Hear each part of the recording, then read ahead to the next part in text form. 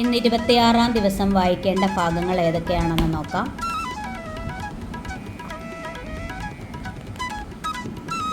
26-ാം ദിവസം 179-ാമത്തെ പേജിൽ രാത്രിഞ്ചരേന്ദ്രനും ഭൃത്യജനത്തോട് പേർത്തും നിജാർത്തികളോട് ചൊല്ലിയിടിനാൻ എന്ന് തുടങ്ങുന്ന വരി മുതൽ പുഷ്പവർഷം ചെയ്തു ഭക്തിയാ പുകഴ്ത്തിനാർ ചിൽപുരുഷം പുരുഷോത്തമം അദ്വയം എന്ന വരി വരെ 183-ാമത്തെ പേജിൽ 179-ാമത്തെ പേജ് മുതൽ 183-ാമത്തെ പേജ് വരെ 26-ാം ദിവസം.